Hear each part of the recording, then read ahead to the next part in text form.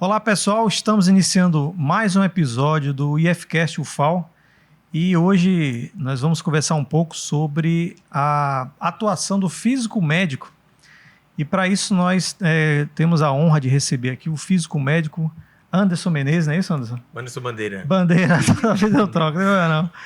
Que vai conversar com a gente um pouco sobre a atuação dele como físico médico aqui no Hospital Universitário da UFAL. E junto com o Anderson, também na bancada, nós estamos aqui com alguns estudantes do curso de Física, o Gabriel, bacharelado. Curso de bacharelado, Eliel, da licenciatura, e Amanda, da licenciatura da também. licenciatura também, certo? Então agradeço a participação de vocês. E aí, Anderson, a gente começa primeiro querendo conhecer um pouco do convidado, né? Então primeiro eu queria que você se apresentasse, falasse como é que foi sua trajetória acadêmica, como é que você chegou hoje lá no posto de físico médico do Hospital Universitário? Bom, prazer estar aqui participando desse momento. A gente já fazia alguns anos que eu não vim aqui na UFAL, né? Como estudei aqui graduação e mestrado, eu mantive laços com alguns alunos que viraram professores, né? Uhum. E até alguns professores também, mas fazia um tempo que eu não vim aqui, então é sempre muito nostálgico visitar aqui, né? Ver tudo bem parecido com o que estava quando eu saí, né? Mas vamos lá, eu entrei na física em bacharelado, né? Em 2005 e estudei os 4 anos, né? Do curso regular, era anual na época, então a gente... Fiz os primeiros 4 anos, terminando... Pegamos, acho que uma greve, mas conseguimos terminar aí no final de 2008, iniciozinho de 2009. E tive o prazer de ter uma turma assim, acho que... sei lá, hoje vendo historicamente e conversando com algumas pessoas, a gente consegue entender que foi uma turma assim, maravilhosa, né? Que terminou, que assim, foi uma turma que, como acho que todo curso entra 30 e se forma 1, 2, 3, 4, né? Verdade. Mas a nossa turma, a gente... os 8 que passaram direto no primeiro ano em tudo, conseguiram terminar o curso, né? Então, e a gente... estudava junto durante esse tempo todo, né? Então a gente se encontrava na minha casa, na casa de um, na casa de outro aqui, ficava o dia todo aqui, de manhã, tarde, noite, né? E já no meu segundo ano de física, eu vou falar um pouquinho da graduação para já contextualizar a parte física médica, depois eu entro no seguinte. Se não me engano, foi no primeiro ano que teve uma expo física que veio o pessoal de Ribeirão Preto e de São Carlos, que foi acho que o Vanderlei Banhato de São Carlos e o Oswaldo Bafa de Ribeirão, que já falava da física aplicada à medicina. Uhum. Não era ainda radioterapia, era o de São Carlos, falava de terapia fotodinâmica, né? Acho que a Tereza teve um trabalho lá no hospital. O professor Oswaldo, mais ligado à ressonância magnética, com alguma parte de dosimetria, né? A parte de medida de radiação, mas nada do que eu trabalho hoje. Mas aquilo, na época, só vou voltar só um pouquinho.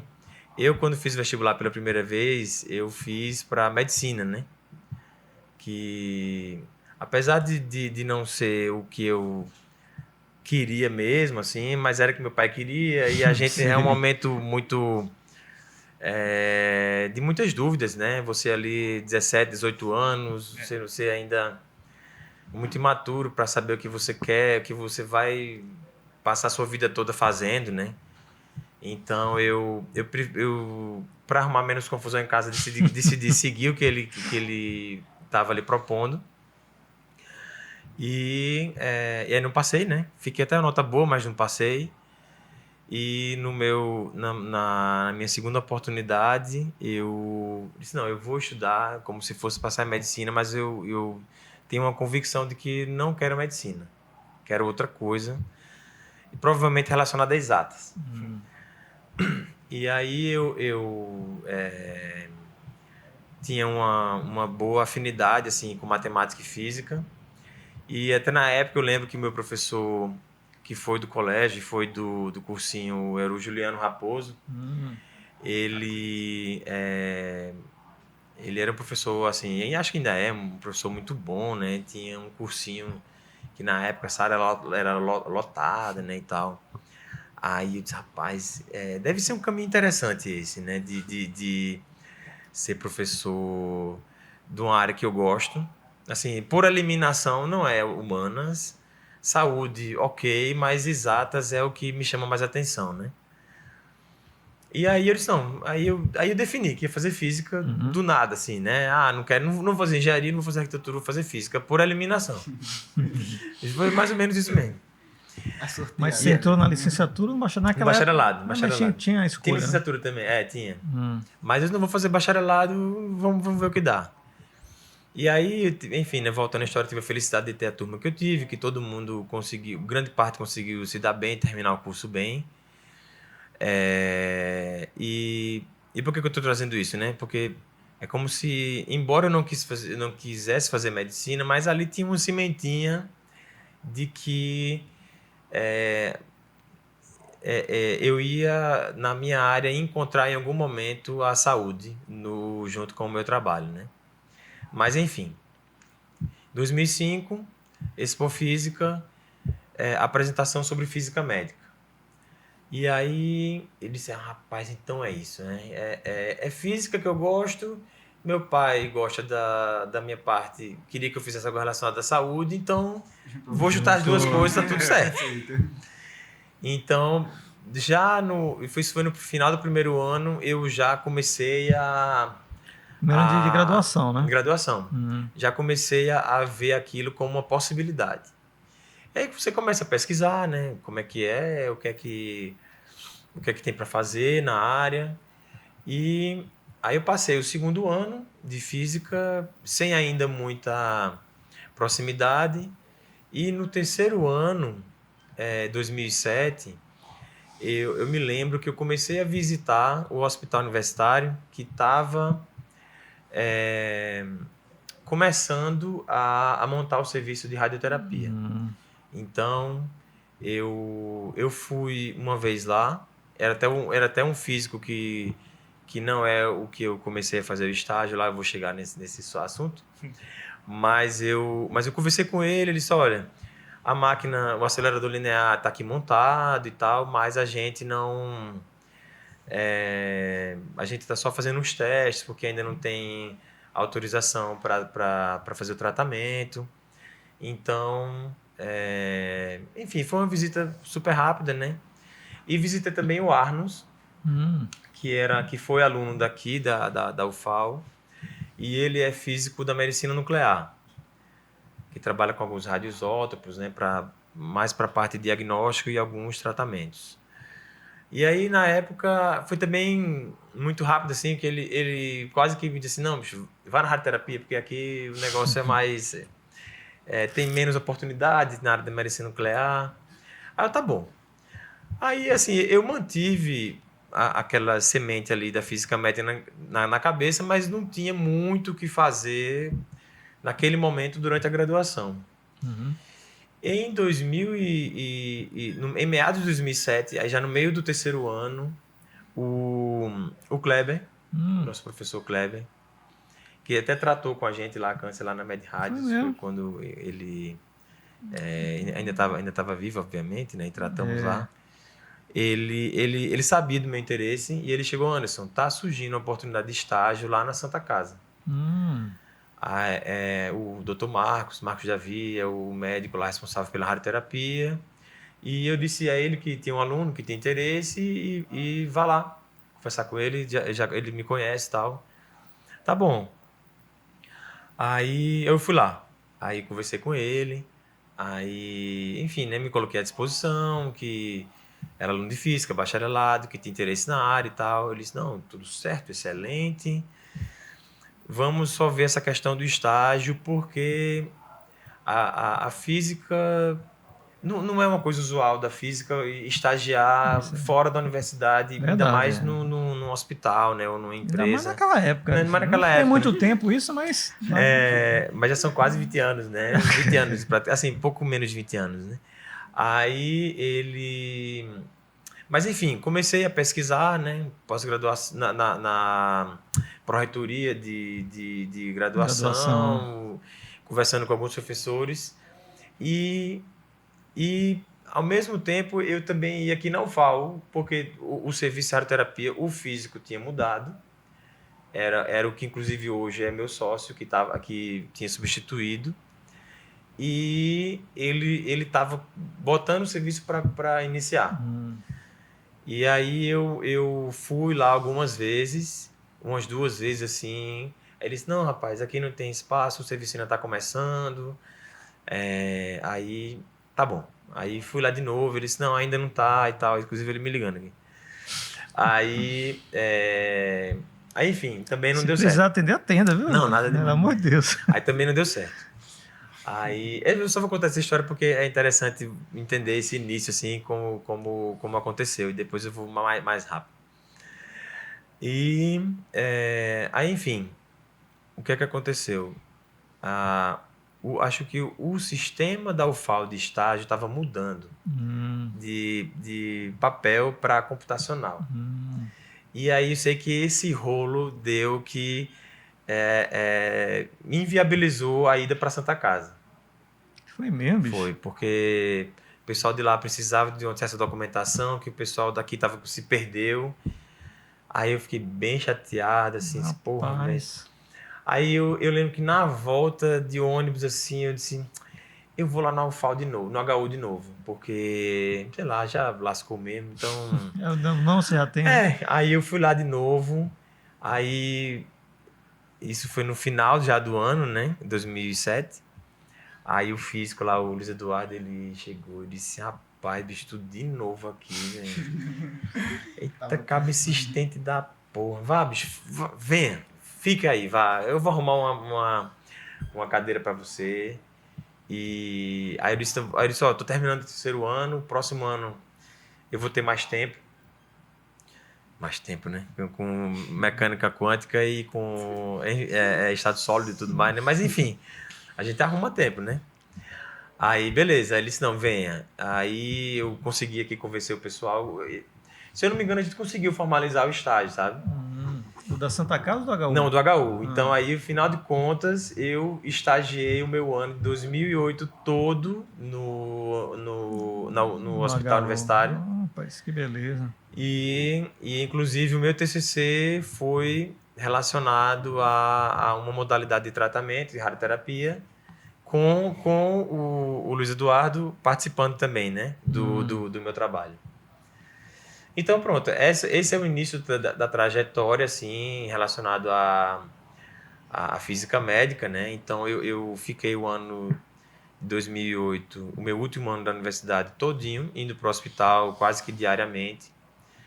Então, eu tive a oportunidade, né, de vivenciar já ali os primeiros passos de um trabalho de um físico no hospital, na radioterapia. Aí, aí beleza, terminei, disse, não, vou fazer residência, ou vou fazer mestrado, e fiquei naquela, né? Aí, putz, manda e-mail pro pessoal lá de Ribeirão Preto, perguntando a eles o que é que eles achavam, né? Será que caminho a seguir? Desculpa. Porque hoje, assim, é lógico, né? Algum tempo depois a gente vai entendendo que uma coisa não tem nada a ver com a outra, né? O caminho do trabalho como físico no hospital é totalmente diferente do caminho acadêmico de ensinar, de pesquisar. Você fala de essa dúvida entre mestrado e residência, porque existe residência e física médica, né? Isso, exato. É só para deixar claro, o pessoal ficar. Não, vamos, então. O caminho normal um físico vai seguir para se tornar um físico médico trabalhando em hospital, em clínica, é fazer o caminho de residência como se fosse uma residência médica mesmo, né? Que um médico, quando termina o curso de medicina e faz ali seus estágios, para ele se especializar em alguma área, ele precisa fazer uma residência de, no mínimo, 2 ou 3 anos para um determinado objetivo, né? Isso. E na área da física médica é semelhante, né? Você vai ter radioterapia, medicina nuclear e radiodiagnóstico. E o curso geralmente é de duração de 2 anos. Curso daqueles bem intensos, assim, 60 horas, né? Então é 2 anos praticamente morando dentro do hospital, né? Então, mas enfim, eu vou só terminar o meu caminho. Fica à vontade, pô. O meu caminho não foi esse, tá? Mas eu vou te explicar o que eu fiz e depois o que eu recomendo, né? Então, assim, eu estagiei e aí fiquei mandando para todo mundo, para algumas pessoas que eu já conhecia, né? Eu tô na dúvida se faço mestrado, se faço residência. Aí eu recebi a resposta, uma coisa sem nada a ver com a outra. Você tem que, se você quer residência, caminho acadêmico. Se você quer mestrado, é o trabalho na área, né? O dia a dia no trabalho, lidar com o paciente, com a equipe, com medidas. E aí eu fiz uma prova de residência na época que não passei. Fiz uma prova de mestrado que passei lá no Rio de Janeiro. E eu fiz embora eu tenha feito o TCC na área, que foi falando sobre tratamento de elétrons e radioterapia, eu já tinha uma interação com o Glauber, né? Que era o professor na época daqui que mais se aproximava de uma aplicação da área relacionada à saúde. Que embora também não fosse de tratamento, era na parte de acústica, né? Era uma parte de imageamento com acústica e em vibroacustografia. E aí ele me deu aquela cantada, né? Rapaz, vai ser interessante, nós vamos montar um laboratório, você vai ser o cara do laboratório. Ele tá ali puxando para o lado acadêmico. Para o lado acadêmico. E ficou... Aí eu disse, porra, velho... mas assim, eu... sei lá, na época eu tive vontade de sair, mas também estava ali, seus 20 e pouquinhos anos, eu disse, não, eu vou passar o mestrado aqui primeiro. Porque também não tem tantos, né, formando assim no mercado. Não tem tantos físicos e tantos menos físicos médicos. Né? Exatamente. Tem isso também, assim, para eu fazer uma seleção, e pelo menos mais um ano, para fazer só a seleção no final do ano seguinte. O início, se fosse iniciar o mestrado, seria já em seguida, né? E aí eu disse, não, eu vou fazer o mestrado aqui em Maceió, aqui na UFAL, porque considerei também, na época eu tive um pouco assim, de disse, não, no mínimo vai me fazer crescer em termos de amadurecimento científico, que é algo que, embora a gente não nos consideremos desenvolvedores de tecnologia, mas somos grandes usuários de tecnologia e de ciência, então a gente precisa, no mínimo, saber usar, saber ler bem livro, artigo, interpretar. Você ainda imagina que na sua cabeça, cara, porque assim, a gente entra na física, a gente tem uma ideia de uma trajetória acadêmica muito consolidada, né? No mestrado, na academia, em pesquisa.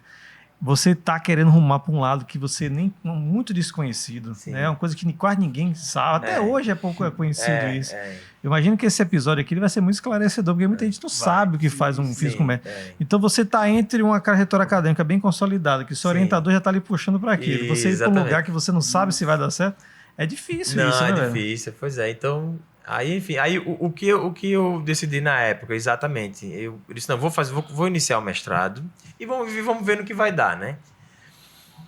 E aí o Glauber, ele também já me encantou em outra coisa. Ele disse, não, você faz as disciplinas aqui e a gente tem parceria, né? Uma colaboração com o pessoal de Ribeirão, que era com o professor Adilton.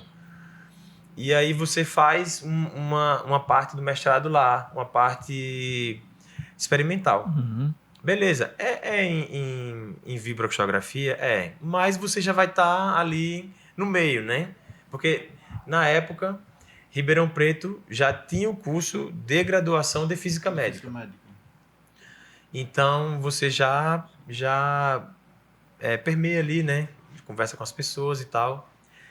Aí beleza, aí passei o ano de 2009 todinho, fazendo a disciplina, passando e tal, aquele puxado, né?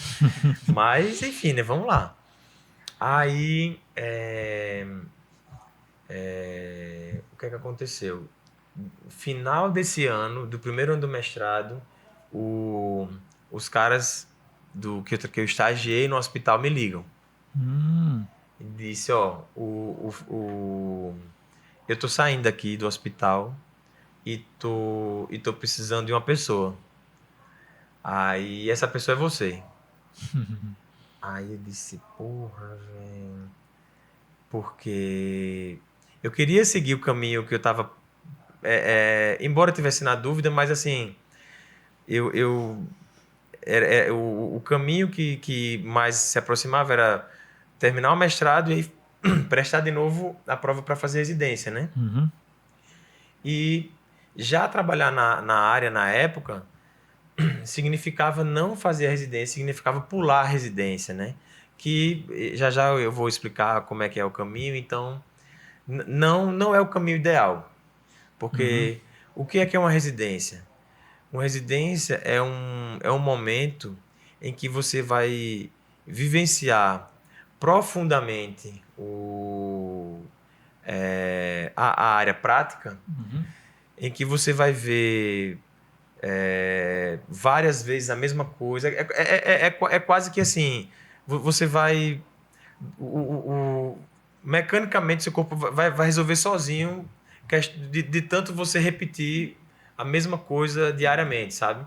Que é basicamente por que um médico precisa de uma residência?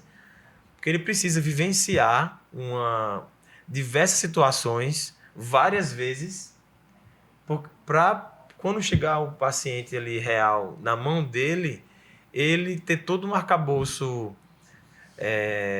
de vivência e ele consegue para ele conseguir tomar a melhor decisão, entendeu? Então, se ele vivencia pouco a prática, ele tem menos chance de tomar as melhores decisões. É uma área que não tá para errar, né? Então, exatamente. E aí enfim, tinha dois físicos lá, que era o outro físico que inclusive que trabalha comigo hoje, o Valmiro. E eu tomei a decisão de aceitar. Aí, com qual condição? Eu estava entrando no meu segundo ano do mestrado e eu disse, ó, mas eu vou para Ribeirão Preto. E eu vou fazer a parte experimental do meu mestrado e vou tentar aproveitar o máximo que der lá de vivenciar a radioterapia concomitante aí com o mestrado. E foi isso que aconteceu. Eu fiquei lá entre 6 meses a 1 ano lá em Ribeirão. E aí eu fiz disciplinas de pós-graduação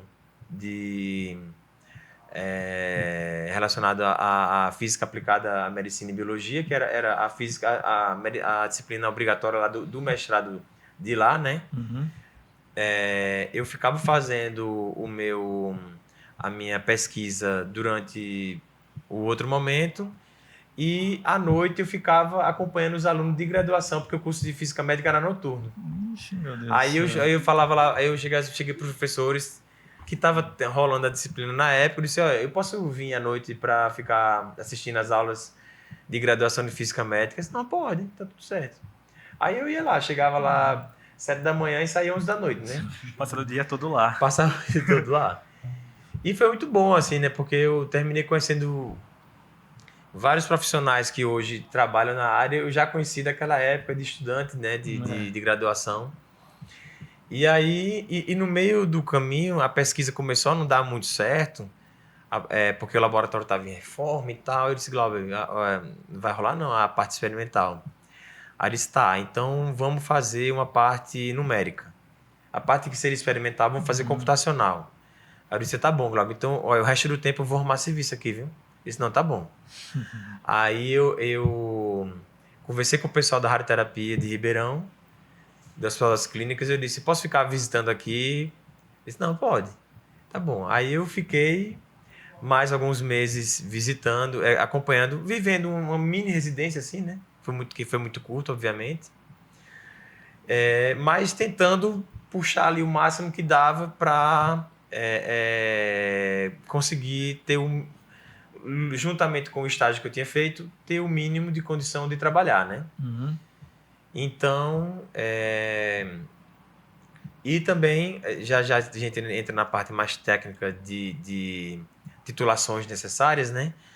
Mas eu fiz a gente tem duas provas que são importantes para trabalhar na área, que é o título de supervisor de proteção radiológica, que é pela CNEM, né? Comissão Nacional de Energia Nuclear, que no Brasil, tudo que envolve radiação, então seja compra, seja uso de equipamento que produz radiação ou material radioativo, tem que passar pela CNEM, a CNEM tem que saber, e tem que ter um profissional na instituição que seja o responsável pelo uso daquele equipamento naquele lugar.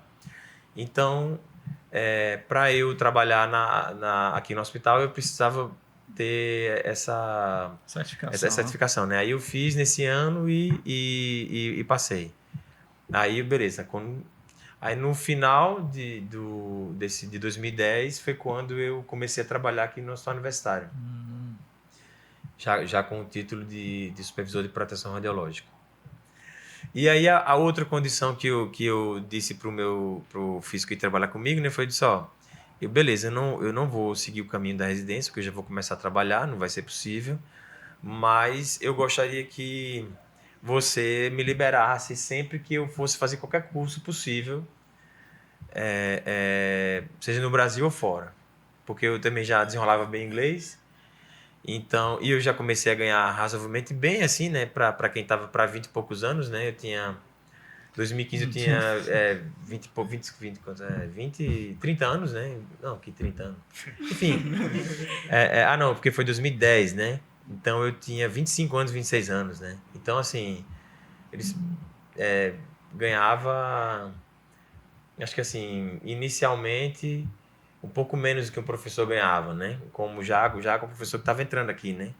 Uhum. Então eu disse, aí eu fui gastando dinheiro só investindo na minha carreira, né? Então eu fiz cursos aqui no Brasil, eu ficava buscando na internet e era rato de buscar curso de radioterapia fora, né?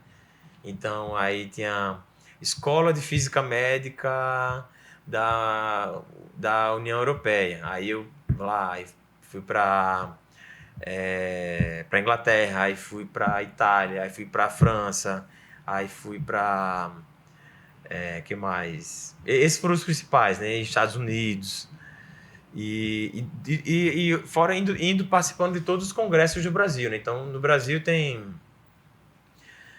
a Associação de Brasileira de Física Médica, ela promove um congresso anual, né?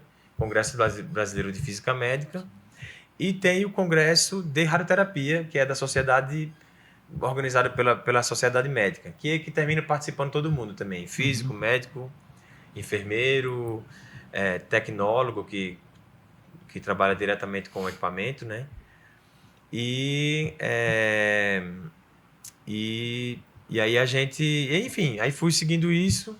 Aí 2 anos depois, 2012, eu fiz a prova de título de especialista pela Associação Brasileira de Física Médica, né? Que é onde você fecha ali a sua capacidade assim mínima e adequada para você trabalhar em qualquer lugar do Brasil, né? Pronto, aí a minha trajetória foi enfim, até 2012 foi entre mestrado, formação e curso. E de lá para cá é só continuando fazendo curso e especialização e participando de congressos.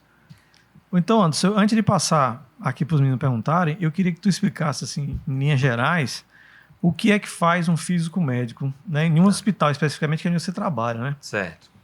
Vamos lá, eu falei bastante aqui do caminho, né? E não falei o que eu fazia, né? Os caras estão até agora, rapaz, esse cara ficou só estudando. Mas vamos lá. A física aplicada à medicina, ela, aqui no Brasil, ela é dividida em 3 grandes áreas, né? Que é a física médica aplicada à radioterapia, a medicina nuclear e o radiodiagnóstico. Eu vou falar mais da minha área, que é onde eu sou especialista, né? E vou só falar por cima, assim, o que é que fazem as 2 outras áreas. E no Brasil, em torno de 70% dos físicos médicos são de radioterapia, né? Então, é onde a maioria está. Então, vamos lá. Vamos só voltar um pouquinho do que é radioterapia, né? Radioterapia é basicamente o tratamento de câncer. É uma técnica utilizada como tratamento de câncer, utilizando radiação ionizante, né? Então, existem 3 principais técnicas de tratamento de câncer. As mais estabelecidas é cirurgia oncológica, quimioterapia e radioterapia. Então, em torno de 40% a 60% dos pacientes que fazem tratamento oncológico, em algum momento do tratamento eles vão passar pela radioterapia. E em que consiste, como é que ela é feita, né? Ela pode ser feita utilizando fonte de radiação, que já foi em outros momentos cobalto, o césio, cobalto 60, né? Césio 137, você já deve ter ouvido falar do acidente, né? De Goiânia. E tem também, tem outros, tem iodo. Hoje a gente utiliza lá no hospital o irídio 92, que é para técnica de braquiterapia. E o equipamento principal... Há muita diferença da fonte que está usando? Diferença... Do césio para o iodo? Pro irídio. Porque é diferente que o césio ele era utilizado numa estrutura... Sem microfone, né? Era utilizado numa estrutura de teleterapia, né? De terapia à distância. E o irídio ele é uma fonte bem pequenininha utilizado para o tratamento de tumores localizados, assim, que a fonte vai ou colado ou até dentro do tumor, né? Então tem essas diferenças. Seria algo com tratamento a laser parecido? É parecido só porque usa radiação, mas o laser seria considerado uma radiação não ionizante, né? E as radiações que a gente usa de alta energia, elas são radiações capazes de ionizar o meio, né? De tirar ali o elétron, ionizar, e aí você tem algumas formas de destruir a célula.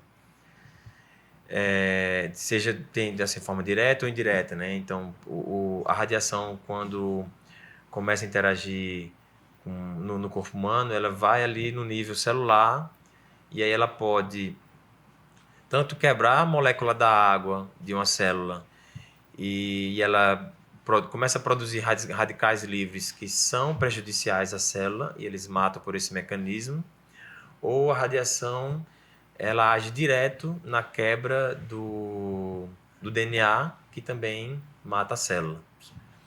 Então tem essas diferenças, né? E só retornando, o principal equipamento é o acelerador linear, que é que ele é o substituto do cobalto, do césio cobalto, porque ele é mais versátil em termos de você ter mais possibilidades, né, de tratamento, como ele é muito mais seguro. Então, o fato de você não ter uma fonte radioativa a gente sempre trabalha com uma chance de ter acidente, né? Tipo um trabalho de aviação, né? Então, assim, e seja em hospital e em outras modalidades, né? A gente, mais ou tanto quanto a intenção de tratar o paciente é de não prejudicá-lo, né? Então, a gente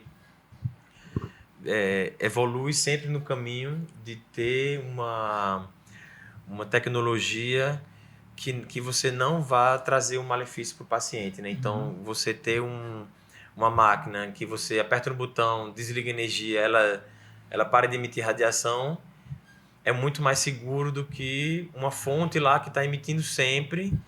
E se por algum problema mecânico ou eletrônico, mais mecânico, né? De ela não, de a, a, o container que contém, Protege, ele né? abre e não fecha, ele vai ficar emitindo radiação. E para você resolver isso, envolve alguém ter que entrar na sala, que existia isso, né? Quando era cobalto. Eu nunca vivenciei isso, tá? Mas assim, felizmente assim, né? É porque, de qualquer forma, Mas a pessoa ia se você expor, está né? exposto à radiação, né?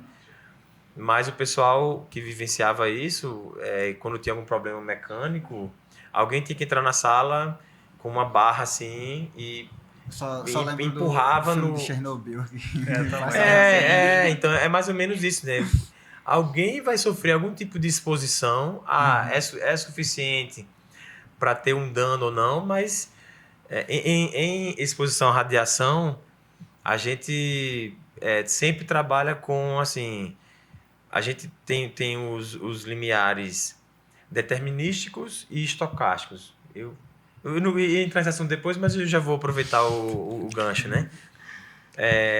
Ele tá O- caminhando, não sei onde ele vai parar, porque vai quando, falar uma quando, coisa aqui, outra ali. quando a gente trata o paciente, o médico propõe uma quantidade de radiação, uma dose, que a gente chama de dose, né? Que a gente tem uma chance muito alta de a gente saber o que vai acontecer, né? A gente nunca tem chance, nunca consegue saber 100%, mas a gente trabalha para ter uma boa certeza de que a gente vai destruir o tumor aqui, o órgão sadio que está próximo do alvo vai receber tanto de radiação, pode acontecer esse efeito colateral e a gente vai trabalhando em cima disso. Em níveis muito mais baixos de radiação, em que a gente chama de um limiar aleatório, a gente só sabe que quanto mais radiação a gente recebe, mais chance a gente tem de ter um dano em um determinado período, entendeu? Então, entre o limite determinístico e não receber radiação, tem um range aí de que a gente não tem como saber ao certo o que vai acontecer. Porque quando a gente trabalha com radiação, a gente não tem como fazer teste em paciente. Tipo assim, eu vou irradiar um pouquinho aqui, se não der certo, irradiar um pouquinho mais, não tem como. Né? Porque eticamente é impossível, né? A gente faz, são pesquisas são feitas com ratos, né? Com alguns outros animais, e o que a gente tem de dados são ou de acidentes radiológicos ou da bomba atômica, né? Sim. Então, esses são os dados que a gente tem relacionados aos limiares de dose que o ser humano consegue receber de radiação. Então, voltando, né? Então, assim, temos o acelerador linear e o equipamento de braquiterapia, que é o que emite radiação sendo um material radioativo, né? Qual é o trabalho do físico médico? Tem alguns, tá? Vamos lá. Um deles é que nós participamos diretamente do tratamento do paciente. Então, o paciente, uma vez que o médico identificou que ele vai fazer a radioterapia, ele vai participar de algumas etapas até chegar ao tratamento. Então, ele vai ter que fazer uma tomografia, que é mesmo que ele tenha feito tomografia e diagnóstico, ele vai fazer uma tomografia que a gente chama de tomografia de simulação ou tomografia de planejamento. No acelerador linear, na sala de tratamento, o paciente fica deitado sobre uma mesa reta, né, plana, e que a mesa do tomógrafo ela não é reta, né, ela é curva. Então a gente tem que fazer a tomografia já pensando em como ele vai tratar. Então o paciente vai fazer a tomografia já, às vezes utilizando alguns acessórios de posicionamento, porque é um tratamento que ele tem que ficar o mais imóvel possível na hora que está tratando. E dependendo da região, com os acessórios, com o acessório mais adequado. Se for região cabeça e pescoço, você tem que ficar imóvel, então ele precisa de uma máscara. Uma máscara que encobre o rosto todo e fica dura, né? É um material termoplástico, que ele fica maleável com a temperatura, a gente molda e depois ele seca. E aí ele faz essa tomografia.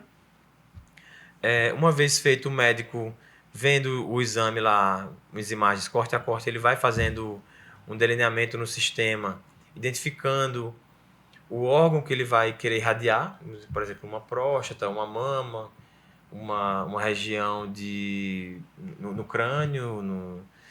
E aí depois ele passa para a gente. E aí o que é que o físico faz? O físico faz uma simulação através de um sistema computacional em que todas as características físicas da irradiação, de como a radiação interage com a matéria, no caso, o primeiro teste do acelerador é feito tudo em água, né, com um medidor de radiação. Todas as características do feixe que sai da máquina estão nesse sistema computacional. E a gente, utilizando o sistema, a gente faz meio que uma simulação, colocando aonde preferencialmente a radiação deve entrar no corpo do paciente, para que ela fique para que no final ela fique concentrada na região em que o médico quer que a radiação chegue e que os órgãos sadios que estão próximos ao alvo recebam o mínimo de radiação possível.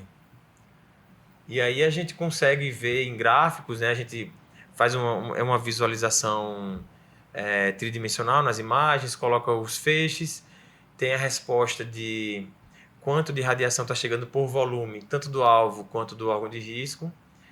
E a gente tem na literatura dados que nos mostram, em termos de probabilidade, o quanto que cada órgão de risco que está perto do alvo pode ter de efeito colateral. Uhum. E o quanto que está chegando no alvo em termos de radiação necessária para a dose que o médico prescreveu. A gente faz essa parte, devolve para o médico, ele aprova e assim a gente dá início ao processo do tratamento, né? E tem toda uma parte documental, né, que a gente precisa registrar tudo. Essa é uma das partes. A outra é relacionada a testes de controle de qualidade. Então, esses equipamentos que produzem radiação, eles têm características mecânicas, principalmente, e da própria radiação em si, que precisam estar dentro de determinados limites de tolerância de erro, seja por documentos nacionais ou internacionais, para a gente garantir que o tratamento seja realizado da forma mais adequada possível. Então, por exemplo, o equipamento gira em torno do paciente, ele no giro pode ter um erro de angulação de 0,2 grau. A lâmina lá que bloqueia a radiação pode ter uma incerteza de 1 milímetro na posição em que ela disse que estaria com o que a gente verifica. Então, o equipamento tem uma série de partes mecânicas em que a gente precisa checar periodicamente. Então, tem uma parte diária, por exemplo, os diários são os testes que podem causar danos maiores, né? Então, é lógico, eu quero dizer assim, são equipamentos muito, muito estáveis, mas é como o piloto lá de avião, antes de decolar, ele precisa checar. Tem que ter muito cuidado. Ele precisa checar tudo antes de botar o avião para subir, né? Então a gente é a mesma coisa. A gente, antes de começar o dia de tratamento, a gente tem que fazer uma bateria de testes para garantir que o equipamento está ok.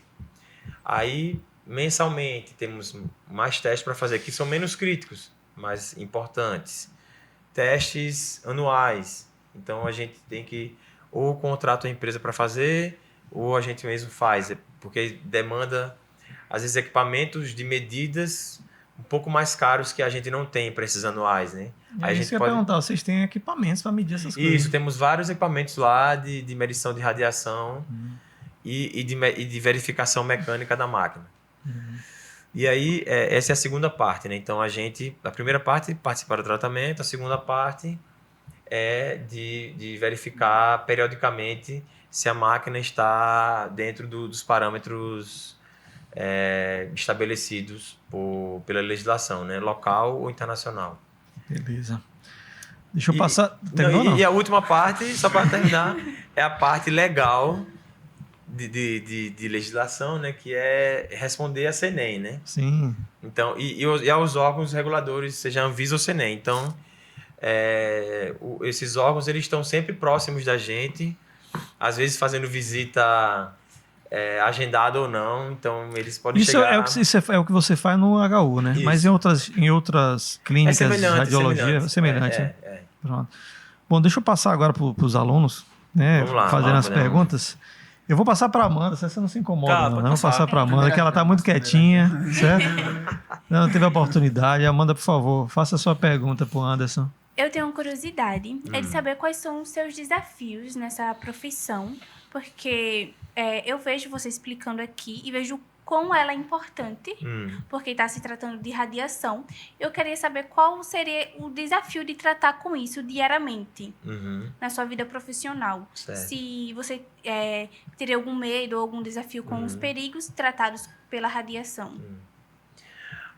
Eu confesso que da minha parte, não sei se é porque eu desde que eu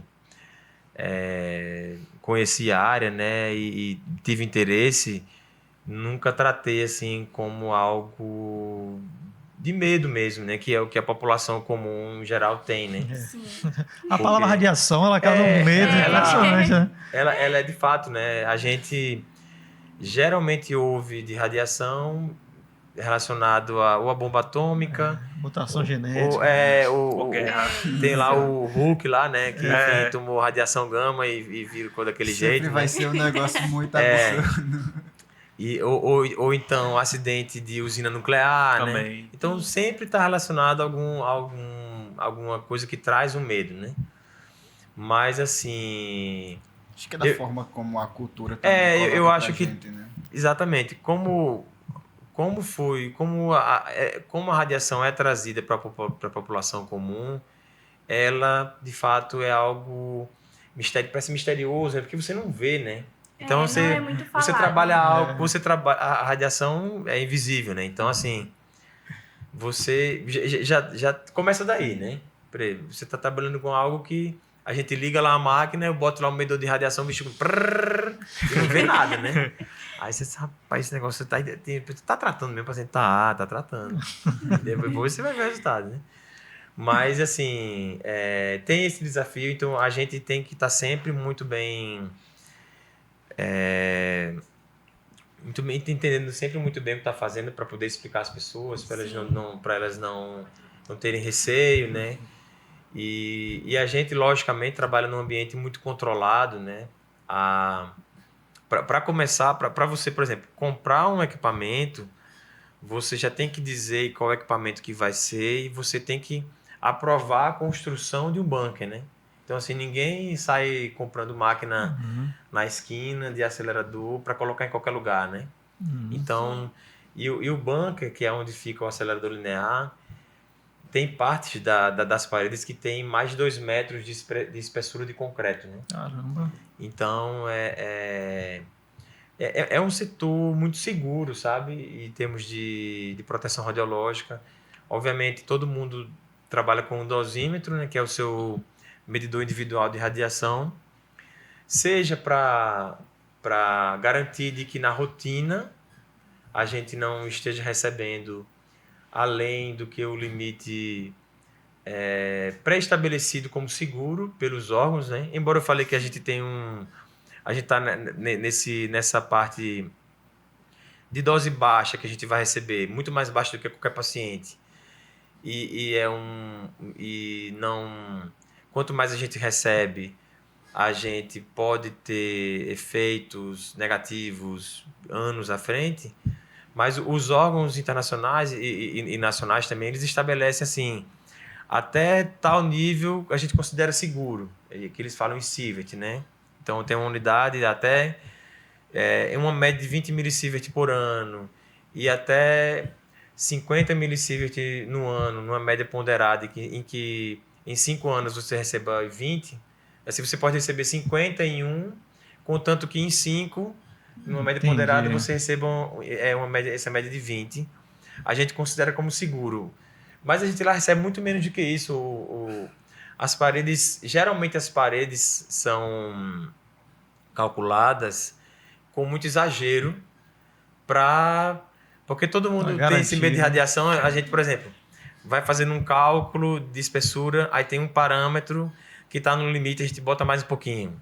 Aí tem outro parâmetro que a gente usa para calcular, bota mais um pouquinho. Aí vai arredondando. No final das contas, termina não passando quase nada. A leitura do dosímetro é basicamente a leitura de radiação de fundo, que é a radiação cósmica, radiação do concreto, das paredes, do nosso próprio corpo, né?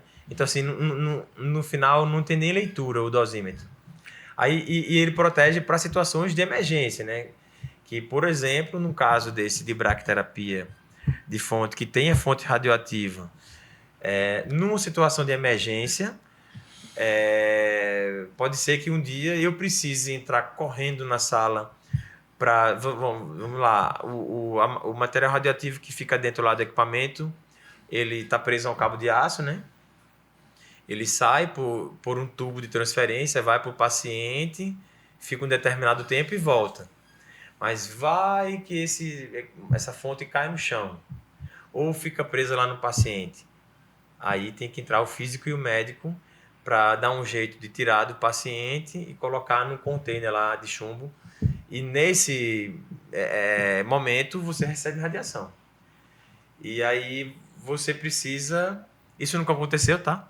Mas só trazendo essa situação, a gente precisa estimar o quanto de radiação a gente recebe numa situação de emergência para poder conversar com o médico do trabalho e ver o que faz, se afasta a pessoa, enfim, né? Entendeu?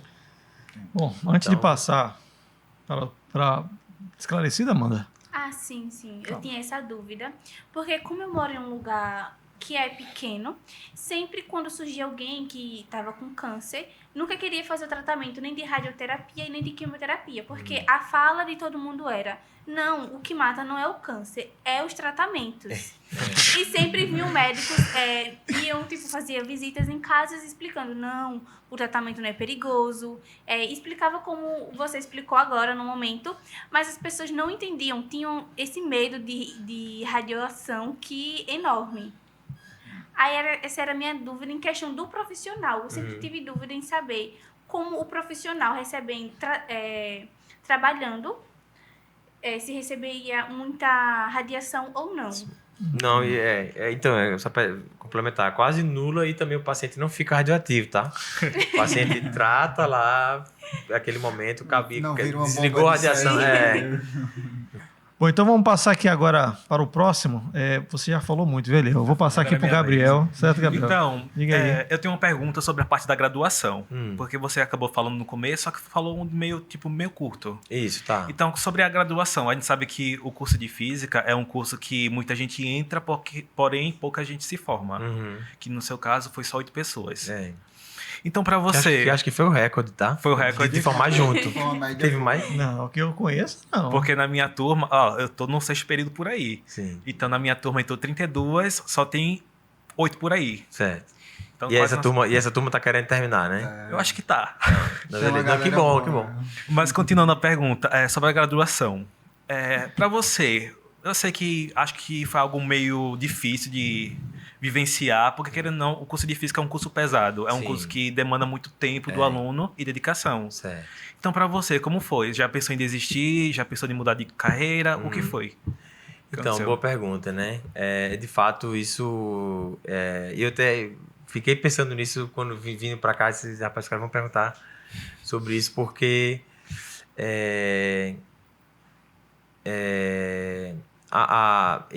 engraçado que isso envolve até política, assim, né? Do momento em que o Brasil vivia na época, Sim. a gente tava num governo em que tinha poucas oportunidades. O início do... Assim, depois logo quando eu terminei, as oportunidades de concurso estouraram. Mas nessa época, assim, acho que era embora já era o governo Lula, né? Mas ainda não tinha começado aquele boom de oportunidades de até do Ciências Sem Fronteiras que veio depois, né? E um monte de concurso. Então, tava bem difícil o mercado. Tinha várias pessoas da graduação dizendo pra gente desistir, você acredita? No primeiro ano de física, aí uns caras, acho que era o Lucas ou outro, não lembro, né? O Lapardon, eu acho, não lembro quem. Aí chegava pra gente e disse, bicho, o que vocês estão fazendo aqui, velho? Vamos fazer outra coisa, vamos fazer qualquer outra coisa, menos física, porque o mercado tá horrível. Imagina. Mas assim, era o que a gente, eu vou dizer assim, entre aspas, sabia fazer, porque a gente era muito imaturo na época, né? Mas era o que a gente gostava de fazer e a gente, não, na verdade, a turma toda não se via fazendo outra coisa. Não, vamos pagar para ver. Já começamos aqui, e se terminar e não der certo, a gente faz outra coisa. Eu tive particularmente uma sorte assim de ter vindo de uma família em que eu não precisei trabalhar logo cedo, né? Então eu sempre trago isso porque é um aspecto importante, eu acho, para o curso de física, porque eu sei que uma boa parte dos alunos que entram não tem a mesma condição. Então, assim, geralmente o pessoal já entra, já tem que começar a dar aula, ajudar em casa e concorrer isso com os estudos não é fácil. Eu sei disso. Então, eu não precisei de cara logo trabalhar. Então, eu conseguia dedicar quase que 100% do tempo estudando. E aí, e também eu acho que a partir do segundo ano eu consegui bolsa de estudos aqui também já, de iniciação científica. Então, já dá o caminho de você ficar aqui quase que o tempo todo, né? Então, assim, eu costumo dizer assim, eu não acho que o curso de graduação de física é necessariamente muito difícil. Ele necessita de muita dedicação. Sim. E de muito tempo estudando. Verdade. Então, você tem que gastar muito tempo fazendo exercício. O primeiro ano, principalmente, eu acho que é um ano mais desafiador. Aquele dia da adaptação, né? Que você tem que se adaptar, saindo do ensino médio e ir para a universidade. Eu acho que a matéria como cálculo 1, que a gente fez na época, que era unificado ainda, né? Acho que ainda é hoje, não sei. Não é mais não é. Graças a Deus. Então, era unificado e era bem puxado. É dia de sábado, não era toda a prova? Prova sábado. E a gente... tivemos problemas com professores que não davam aula. Então, eu ia para engenharia, ficar na porta da sala assistindo a aula do Chico Potiguar, que era um dos melhores professores de cálculo 1 daqui. Sim. Eu já entrei na sala, mas eu fui expulso pelos alunos de engenharia da sala. e eu botava minha carteira na porta da sala e ficava lá estudando, ficava lá assistindo aula. Então, assim, é bem desafiador mesmo esse momento. Mas depois que você pega que vocês já estão aí no sexto período, né? Aí, bicho, daí é só ladeira abaixo, né? Depois que você se acostuma, pronto, fica mais fácil. Acho que o começo, pra mim e para os meus amigos, assim, na época... Pra maioria, né, Anderson? Pra maioria, né? Quer dizer, eu acho que o filtro do primeiro ano é muito grande, né? Uma boa galera já não passa em cálculo e aí, enfim, já termina desistindo do curso, né? Ainda tem aquilo, né? Aquela coisa que você... eu tô seguindo isso que eu quero ou eu preciso? Ou eu gosto disso ou não gosto mais. Aí a pessoa fica naquela indecisão, se continua ou não no curso. Aí, tipo, isso demanda mais tempo ainda da pessoa, de tomar essa decisão de permanecer ou sair. Enfim, pois é, né? A gente... Eu tinha alunos, por exemplo, o Paulo, que está aqui hoje, a gente estudava junto, né? O Fred, tem outro que é o Felipe. eram caras diferentes, assim, em que eles... Era tipo assim, você via que os caras brilhavam os olhos, que não era nem o meu caso, assim, eu gostava muito de física, mas não era, meu Deus, eu vou ser o Einstein, não. Aquele inteligente da turma. Não, era na média boa, assim, sabe? Assim, passei de primeiro em cálculo, né? De primeiro, né? Eu passei de primeiro, assim, a nossa turma não repetiu nenhuma disciplina. Então foi tudo passando direto, né? Entendi. Então a gente estudava bem, mas obviamente não era o primeiro da turma.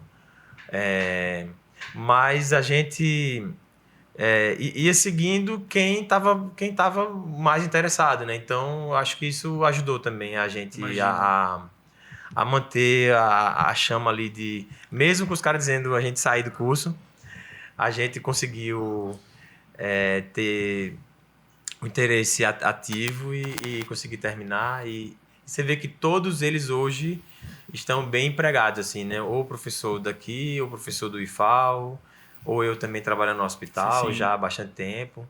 Eu já estou há quase 15 anos lá, né? Caramba, Bastante tempo. Então, foi essa Certo. Respondeu. E também outra coisa que quando a gente fala de física, a física é uma área muito ampla.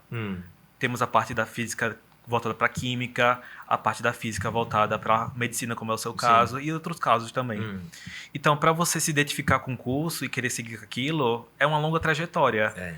Porque, querendo ou não, você pode fazer tipo uma iniciação científica, como você falou, e não se identificar. Isso. Aí acabar trocando de lado. Eu comecei até na estatística, né? Com o Marcelo Lira, né? No primeiro ano, foi.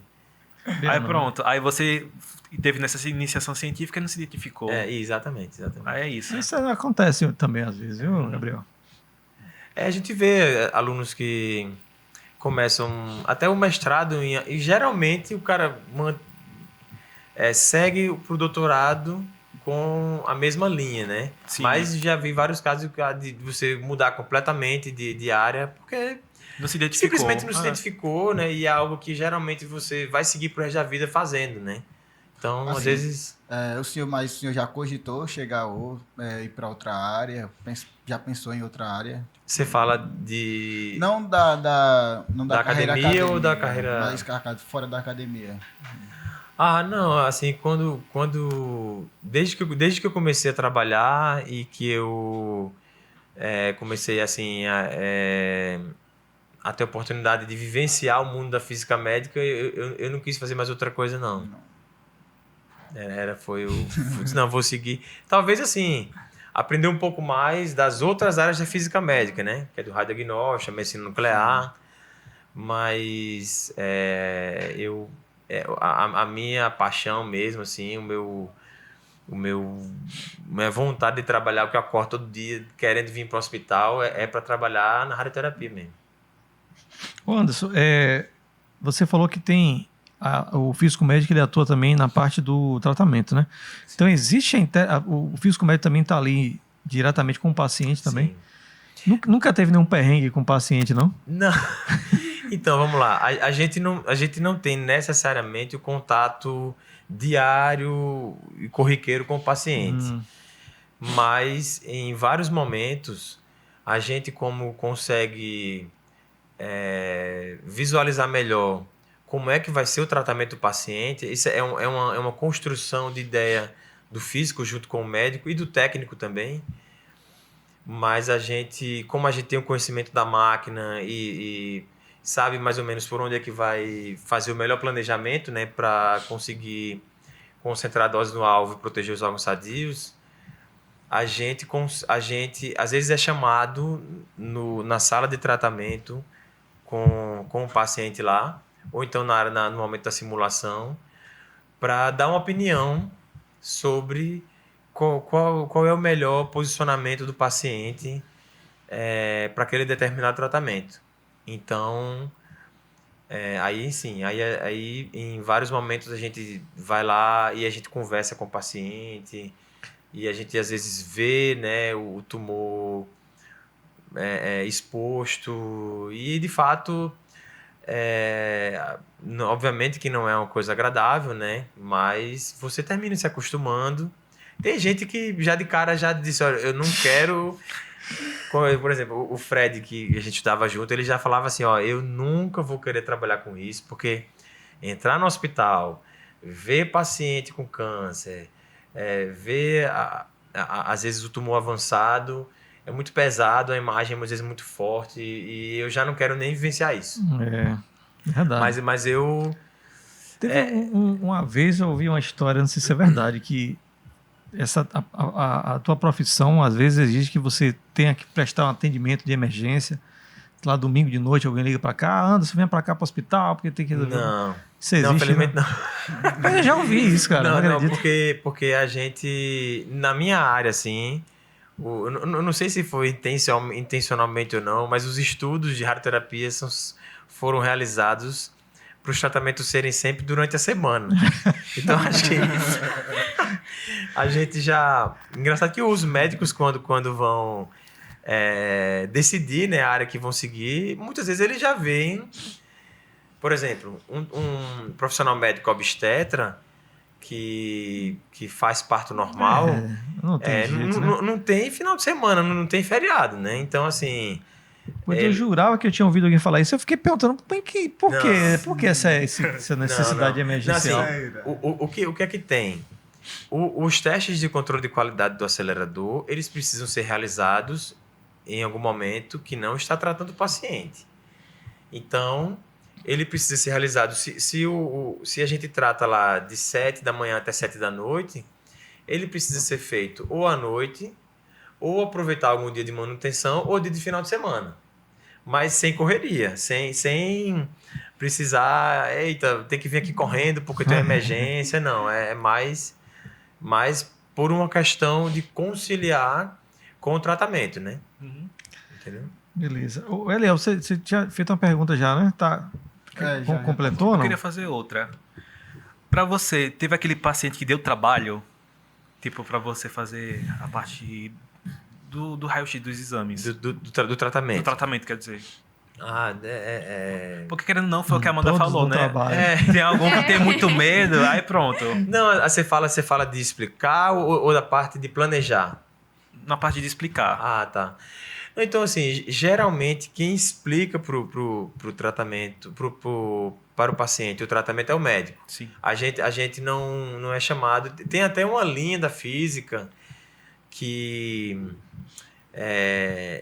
uns físicos dos Estados Unidos publicaram um artigo em que... Não é a nossa rotina, tá? Mas eles publicaram um artigo colocando como... Que isso pode ser melhor para o tratamento do paciente em termos de ansiedade, de entendimento, o paciente fazer uma consulta além do médico com o físico antes de tratar. Porque ele vai explicar a parte técnica de como ele vai ficar no aparelho. Sim. Mas, em geral, a gente não... O médico que trata o paciente, ele fala como é que vai ser o tratamento, né? E mostra a imagem do acelerador e tal, como é que ele vai ficar deitado, quanto tempo. O técnico que vai fazer o exame de tomografia para o planejamento também conversa com ele. Então, assim, essa parte geralmente não é feita por nós. A gente geralmente é chamado, mas, como eu falei, quando tem alguma questão de posicionamento do paciente ou de alguma técnica específica em que precisa de uma opinião nossa. Mas a gente não precisa ter esse contato direto com o paciente, não. Entendi. Mas é óbvio, né? Assim, eu só vou complementar porque, assim, trabalhando no hospital, uma das habilidades que o físico precisa ter é de trabalhar em equipe, né? E em trabalhar em equipe, seja com os profissionais que envolvem... É uma equipe multiprofissional, né? Para vocês verem, eu não falei isso, mas assim, na radioterapia tem médico, físico, técnico, enfermagem e administrativo, no mínimo. No mínimo, todos os profissionais vão estar envolvidos no tratamento do paciente. Então, você vai precisar transitar com todos esses profissionais quase todo dia. Então, assim, não dá para você ser aquele físico estereotipado assim, de laboratório, que não gosta de falar com ninguém. Esse cara não dá para trabalhar no hospital. Então, entendeu? Então, Entendi. Você tem que ser uma pessoa, no mínimo, comunicativa para você ter sucesso trabalhando, porque senão, assim, faz parte do trabalho em si você se comunicar com outros profissionais. e, obviamente, com os pacientes quando é chamado para explicar ou para participar de alguma necessidade, entendeu? Entendi. Vamos continuar, então, nossas perguntas, né? Vou passar a palavra aqui para a nossa colega Amanda, fazer mais uma pergunta. Agora, eu queria saber se você teria algum conselho para nós estudantes graduando em Física, se quisesse seguir na carreira de físico-médico. Se você aconselharia a fazer a graduação mesmo na Física Médica ou seguir o ramo que você fez, fazer algum estágio como você fez.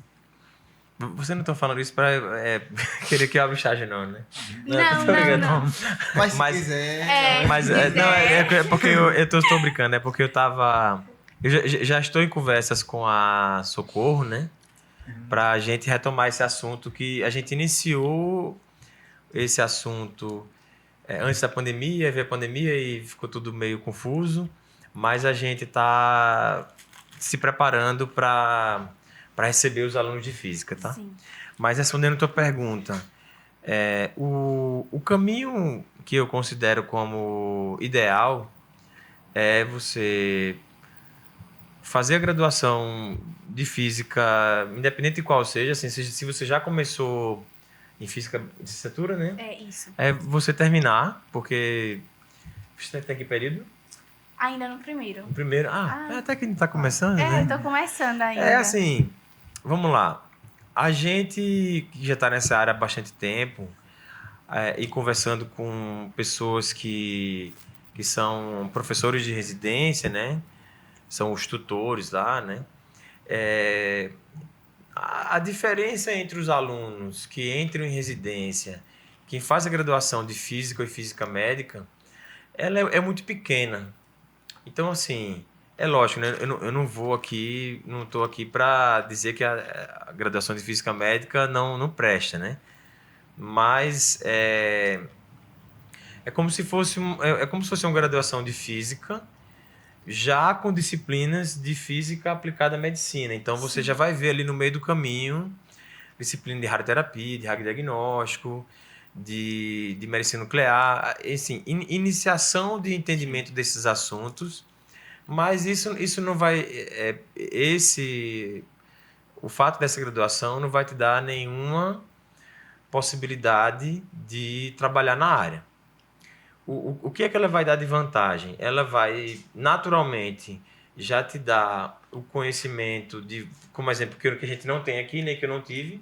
Aí tudo que eu descobri de física médica durante a graduação foi indo atrás, né? Então, na graduação de física médica, você já vai ser apresentado a todas as possibilidades de mercado de trabalho, de saber até se você acha que você vai gostar ou não, o que é que você vai gostar ou não. Então, assim, você já vai ter essa primeira apresentação. E assim, você já vai conhecer algumas pessoas da área que podem já te indicar, faz residência ali, faz uma prova ali e tal. Ou então até para você seguir a linha de pesquisa na área de física aplicada à medicina, como, por exemplo, tem em Aracaju, né? Então você pode já fazer o mestrado já. Sim. Mas o que eu quero dizer? Para trabalhar na área, para fazer o caminho da residência, a graduação não vai trazer muita vantagem em relação a uma vez que você entrou na residência, tá? Alguns locais que tem residência, a prova para você entrar na residência tem alguns assuntos já de física médica, que é assim, física das radiações, proteção radiológica. E aí, quem fez o curso de física médica vai ter que estudar, entendeu? Sim. Mas, enfim, coisa que você que terminou de física pode estudar também, né? Então, é mais ou menos isso, né? Eu assim, a não ser que seja, o que é que eu diria? A não ser que seja viável você fazer um curso de física médica, eu continuaria o curso de física, até porque, aí é uma opinião pessoal agora. Um curso de física, eu acho que ele dá mais liberdade de você decidir depois se você quer ser físico mesmo, de seguir na carreira acadêmica, ou de você querer ter a vontade de seguir na carreira de hospitalar, né? Então, assim, quem faz física médica geralmente já é direcionado para esse caminho da parte aplicada. Então, o físico eu acho que termina tendo mais opções. Sim. Pronto? Pronto. Beleza, valeu, Amanda. Muito obrigado pela pergunta. Eliel, diga mais um aí. Só mais uma. Não, tranquilo. Tem no superchat aí, não, né? Já fiz um bocado aqui. Tá. Em questão dos aparelhos e tal, como é a construção dos aparelhos? Tipo, tem uma indústria específica que faz ou é os próprios físicos médicos? Então vamos lá. Hoje, no mercado ocidental, né, porque a China está entrando de um jeito que a gente às vezes não consegue nem acompanhar, né? Mas a gente tem 2 principais fabricantes de acelerador, que é a Varian e a Elekta, tanto de acelerador quanto equipamentos também de bracterapia. Uma é americana, é a Varian, e outra é a Elekta, que ela é sueca, embora a fábrica acho que fica na Inglaterra. E esses equipamentos geralmente são comprados, né, desses fabricantes. São equipamentos em geral de valores bem altos, assim, né? Um acelerador linear hoje de saída, assim, é pelo menos $1,5 milhão. Caramba. Então, infelizmente no Brasil, como eu falei um pouco atrás, nós nessa área não somos desenvolvedores de tecnologia, somos muito mais usuários. Muito embora que somos conhecidos regionalmente como bons usuários, tá? Isso já é uma coisa boa, assim. Em termos de América Latina, nós temos um bom reconhecimento de bons físicos, de formação de bons físicos médicos na nossa área. Então, isso obviamente é uma coisa boa, sim, porque quanto melhor a formação, menos chance de fazer besteira, de causar acidente, né? Então, assim, eu te falo isso porque em contexto de países menores, vizinhos, até a gente tem sinalização de que o ensino é um pouco mais complicado em termos de residência, então é um trabalho um pouquinho mais difícil, assim, mas nós não somos desenvolvedores, somos muito mais usuários e a gente é esse cenário, assim, né? A gente... Mas o senhor vê aqui assim algum cenário de crescimento nessa área? Vou contar um caso para vocês entenderem como a questão é difícil. O Brasil, em 2012, ele fez uma licitação internacional de compra de aceleradores lineares para os hospitais que tratam SUS. Foi até na época, acho que era Dilma, né? E aí qual foi a contrapartida que foi solicitada? Que a empresa que ganhasse tinha que montar uma fábrica de acelerador linear no Brasil. E aí, o que aconteceu? Montou a fábrica, montou um acelerador e desligou a fábrica. Mas por quê? Porque um acelerador linear, ele é um equipamento que envolve muita tecnologia que não está necessariamente ligado só à tecnologia de acelerador de hospitalar. Tem muita placa, muitos equipamentos que são comprados e são comprados de linhas de produção diferente e são montados para produzir o acelerador. Como no Brasil nós compramos muito menos aceleradores do que, por exemplo, nos Estados Unidos. Nos Estados Unidos eles trocam essa máquina bem cara que eu estou falando de 3 a 5 anos. 3 a 5 anos já está obsoleto, já bota o novo. A gente fica em média com acelerador de 15 a 20 anos. Nossa. Entendeu? Então, assim, a linha de produção de acelerador no Brasil termina ficando muito cara. Porque por essa pouca demanda. Embora, assim, seja um mercado razoavelmente, assim, bom, assim, mas, assim, em termos de volume, para fazer sentido ter uma fábrica, é muito pequeno. E aí, o que aconteceu foi isso, né? Montou a fábrica, montou um acelerador, porque tinha que montar, porque fazia parte da licitação, e aí depois desmontou a fábrica, né? Nossa senhora, cara, esse acelerador foi. Aí, enfim, existe lá a fábrica lá em Jundiaí, né? Que, assim, terminou sendo o centro de treinamento da Variant, tá lá o centro de treinamento. Então, assim, até isso foi ruim para os físicos, né? Porque a gente ia fazer treinamento em Las Vegas, né? quando precisava fazer um treinamento dessa fabricante, a gente ia para os Estados Unidos, né? Ficava lá em Las Vegas, fazia o curso, mas passeava um pouco, né? Agora tem que ir para Jundiaí, né? Deu uma mudada, mas ficou muito bom, tá? O centro de treinamento ficou equivalente ao lá dos Estados Unidos. Muito bem feito, assim, com equipamentos lá. Esses equipamentos que eu tô falando bem caros, só para treinamento, né? Então, uma estrutura, assim, maravilhosa. Beleza. Ô Anderson, quando a gente anunciou que ia gravar contigo aqui, tiveram vários alunos interessados em assistir, né? Então, eles estão ali na produção. Sim, sim. Então, eu queria aproveitar, assim, já que o pessoal veio, né, para assistir, eu queria chamar.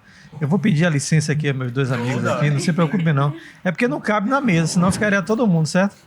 Então, eu queria chamar os dois alunos que vieram aqui também assistir a gravação para participar da mesa. Estamos né? aqui para isso, né?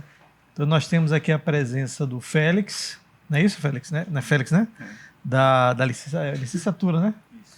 E a Lariane também da bacharelado, né, Lariane? Sim. Pronto. Aproxime mais da mesa, porque o microfone ele tem que estar lá mais. Chegue mais perto, o Félix. Bom, então, eu queria agradecer vocês terem vindo, aceitado aqui nosso convite de última hora. Foi a produção, viu, que pediu. E passar a palavra para vocês. Então, começar com a Lariane. E aí, o que você gosta de perguntar para o Anderson? Acho que não só eu, mas gostaria de saber em relação à aposentadoria do físico médico. Eita, vocês nem começaram a trabalhar mesmo. Em relação se ela... Aproxima o microfone, Lariane. A exposição, né, de radiação, mesmo sendo em quantidade segura, se ela acaba vindo mais cedo ou mais tarde do que um médico comum, que a gente já é acostumado a ouvir sobre na medicina. Certo. Eu acho que desde meados de... Eu não vou saber precisar a data, tá? Mas acho que foi 90 e alguma coisa. A aposentadoria especial, ela foi... para a exposição para radiação, ela não é hoje, desde aquela época, ela não é algo... um caminho normal, né?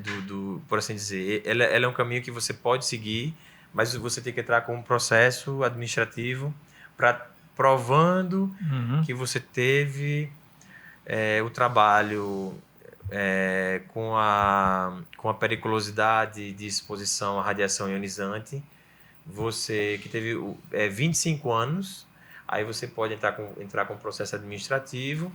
E, em geral, o que a gente ouve é que as pessoas conseguem essa aposentadoria pelo INSS devido a esses 25 anos de exposição.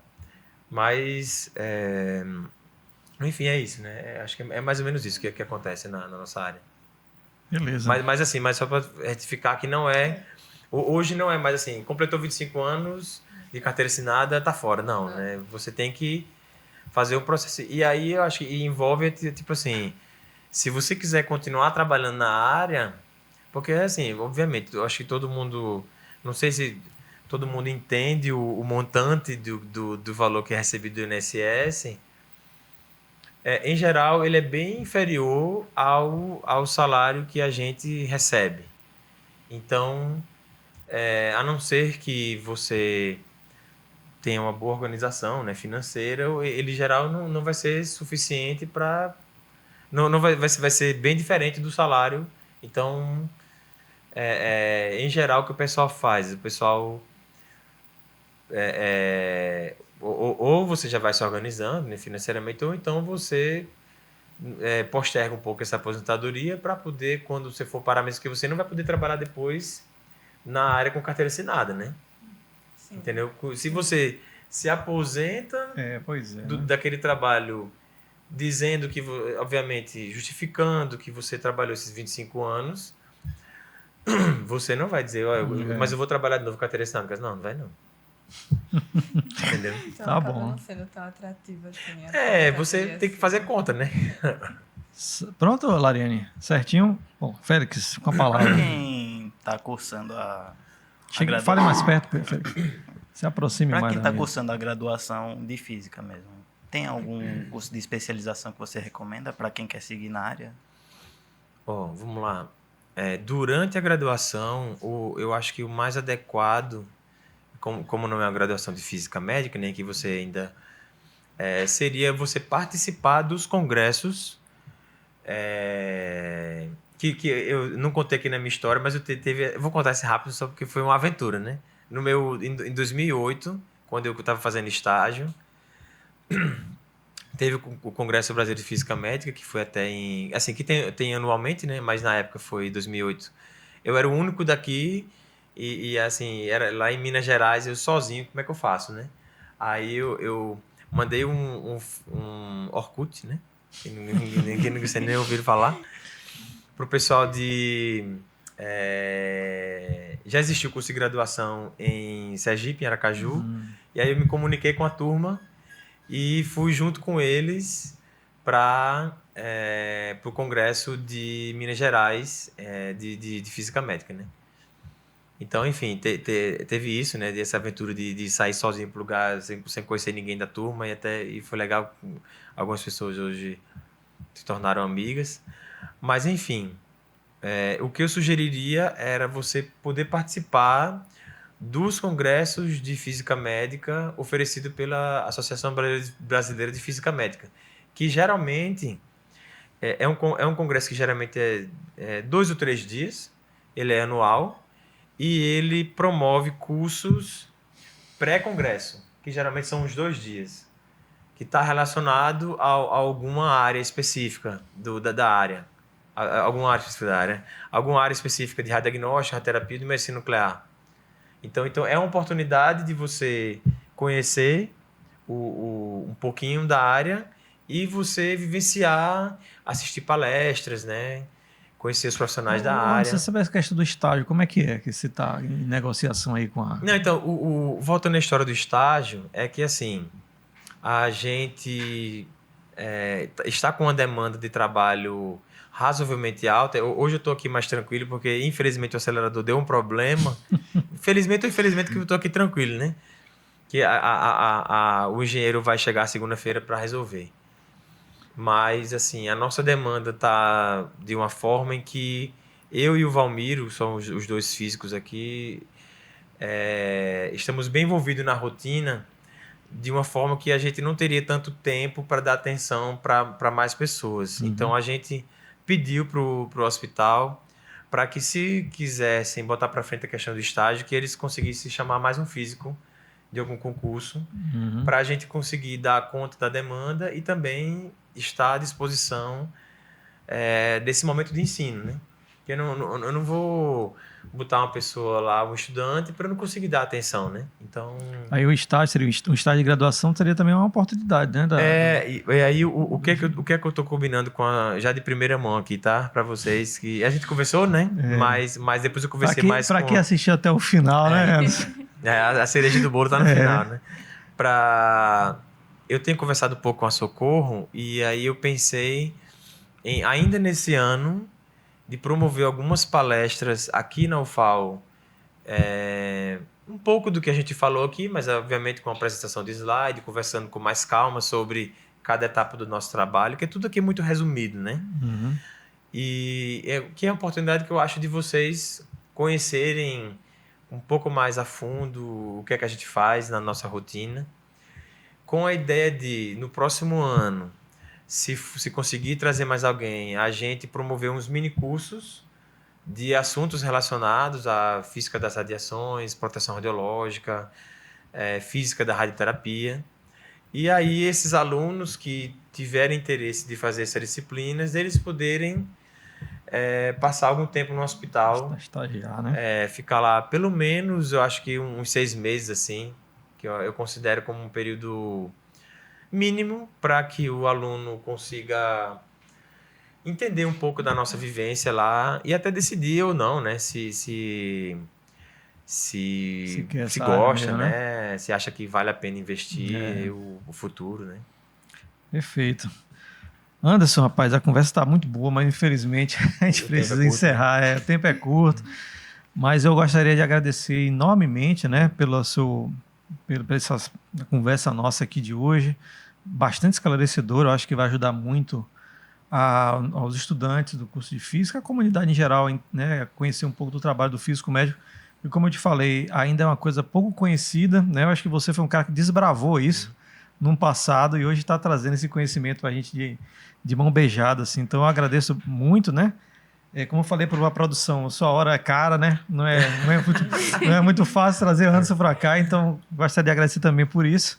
Agradecer a presença dos alunos que vieram, que interagiram na mesa, agradecer ao Renison, que está ali na técnica, agradecer a direção do episódio, o professor Francisco Fidelis, e esperar vocês até o próximo episódio do IFCast.